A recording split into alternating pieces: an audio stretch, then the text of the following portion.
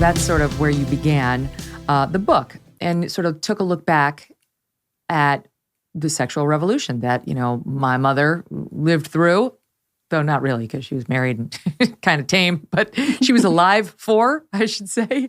And that was supposed to liberate us all. It was supposed to put us on equal footing with men. Now we could own our own sexuality. Now women didn't have to feel ashamed about sex anymore. Women could have as many sexual partners as they wanted, thanks to birth control, and didn't have to feel bad about themselves. And yet, it wouldn't work out that way. Now we've had some 50 years to look at, to adjudge how the experiment has gone. And you've concluded what? That it hasn't gone very well. Yeah, so that's the promise, right? That's sort of the popular narrative, particularly on the left, that the whole project, the sexual revolution, it was done by and for women, and it was all about liberating us from the patriarchal tyranny of the past. There is a little bit of truth to that. I think that it's a really good thing now that we're able to control our reproduction, that women don't necessarily have to spend their whole married lives pregnant or breastfeeding, and the punishing effects on the body are really real, that kind of experience. So the fact that women can now limit family size is clearly really good. But also I start from what is a controversial premise, even though it shouldn't be, which is that men and women are really fundamentally different in really important ways. And some of those differences are physical. There's a sexual asymmetry that is just not going away. There is only one sex who gets pregnant. And that sex also happens to be a lot smaller, a lot less physically strong than the other, which means that in any heterosexual encounter, women are going to be at a disadvantage. The other even more controversial premise that I start from is that there are also psychological differences between men and women, and they're average psychological differences. There are outliers in every direction, but they are also extreme, particularly on some facets. So on sexuality, for instance, it shouldn't need saying. I think that anyone who sort of lived in the world will have observed this, but there is plenty of data showing this. This isn't just anecdotal. Men are on average more interested in having casual sex than are women. And men are also more interested in watching porn, and men are also more interested in buying sex and prostitution, and basically all of the things that have suddenly become much more socially acceptable post-sexual revolution are things that men are much more likely to want to do than are women. And they're things that also come at an expense to women. If men are seeking out casual sex or buying porn or whatever, they need women to participate in that. They need women to be providing that casual sex or providing that porn material, whatever it is. And I think that the liberal feminist narrative, which says that this is all a chance for women to sort of revel in their sexual freedom and to have sex like a man. That's the phrase that's used in Sex and the City in the first episode, and it's the phrase that I run with in the book. It's a good phrase because that is basically what's being described. The whole essence of the sexual revolution is about encouraging women to be more like men in every way, including to have sex like men, to try and imitate male sexuality, to be more casual, to be more emotionless in sexual attachments and so on. And, for a few women that works fine, although there's always the risk that, any kind of casual sexual encounter is always going to be much more risky for the woman than it is for the man because of the risk of violence, because of the risk of pregnancy. But some women do really want to do it, and I sort of think power to them. But those women are a minority. What's much more common is for women to actually not really be very into casual sex, to do it because they feel like they are obliged to do it in the hope that it will turn into a real relationship down the track. And this is where I think our sexual culture is really misserving women, and young women in particular, because there is this feeling that it's not as though having sex like a man is one choice out of many that's now available to them. It's that having sex like a man is aspirational, is compulsory even.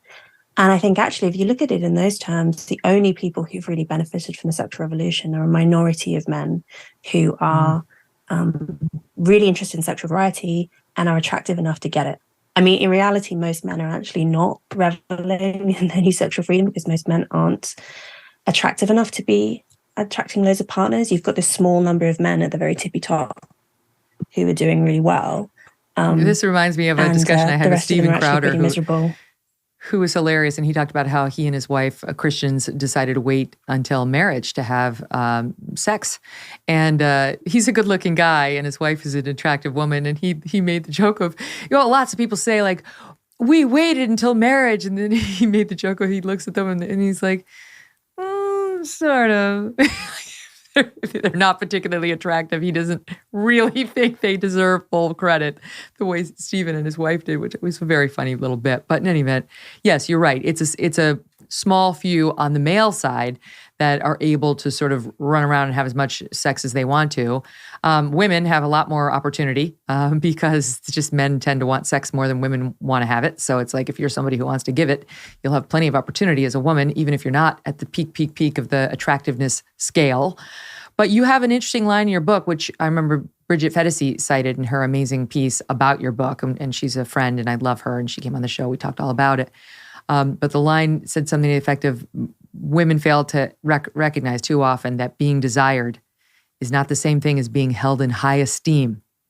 And so many women show up at the guy's house after swiping whatever on Tinder and feel like this is going to be an answer for them. This is going to make them feel hot or in control or strong by having meaningless casual sex with some hot guy or some rich guy or whatever guy.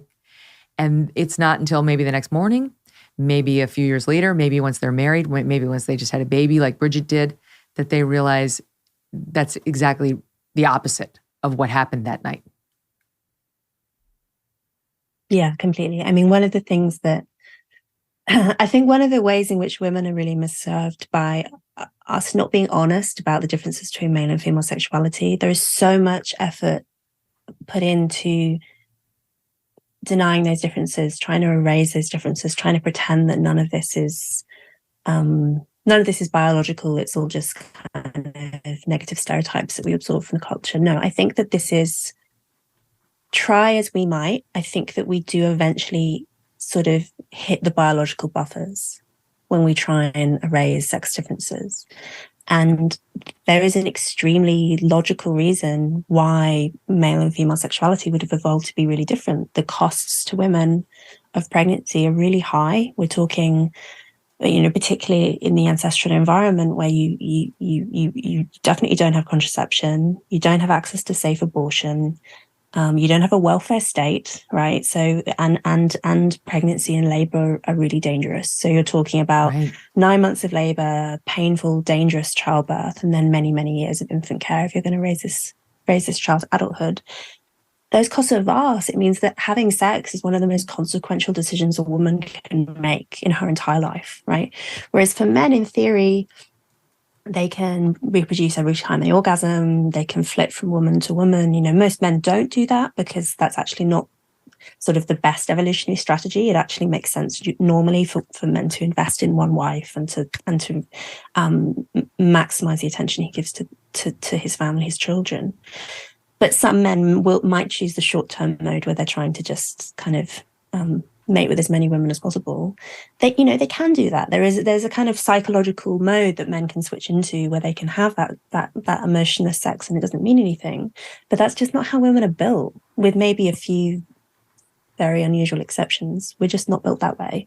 And we can try. I mean, this is the nature of being a human being compared with other animals. We have our animal instincts. There are ways in which we are evolved that, are not going away. But we also we're really intelligent. There are ways in which we can try and override those instincts and try and redirect our behavior. And so that's what Bridget writes about in her amazing essay, right? That the years that she spent trying to have sex like a man, trying to fulfill this aspirational model, seeing it as a way of being free and resisting all of the sort of old stereotypes and stuff. And it just made her miserable.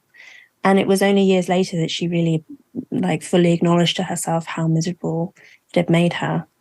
I dedicated my book to, so this is basically the first line when you open it, to the women who learned it the hard way. And Bridget said that when she first read that, she just burst into tears because she was like, that's me. I learned it the hard way. Well, like a lot of people these days, I am trying to eat healthier. And that is one of the reasons why I love good olive oil. And by good, I mean fresh. Olive oil packs the most flavor and the healthiest nutrients when it's fresh from the farm. And that is the problem with supermarket olive oils. They're not fresh. They can sit on the shelf for many months growing stale. That's why I like my olive oil direct from small, award-winning farms thanks to a guy named TJ Robinson, also known as the olive oil hunter. When I first tasted TJ's farm fresh oils, I fell in love with their vibrant flavors. They are delicious on salad, veggies, pasta, meat, fish, you name it. And as an introduction to his fresh pressed olive oil club, TJ's willing to send you a full-size $39 bottle of one of the world's finest artisanal olive oils for just $1 to help him cover shipping. Best of all, there's never a commitment to buy anything, and you can cancel your membership at any time. Get your free $39 bottle for just $1 shipping and taste the difference freshness makes. It really does. Go to harvestfreshnow.com. That's harvestfreshnow.com for a free bottle and pay just $1 in shipping. harvestfreshnow.com. Hey, thanks so much for watching. If you like what you just saw, hit the subscribe button for more clips and full episodes.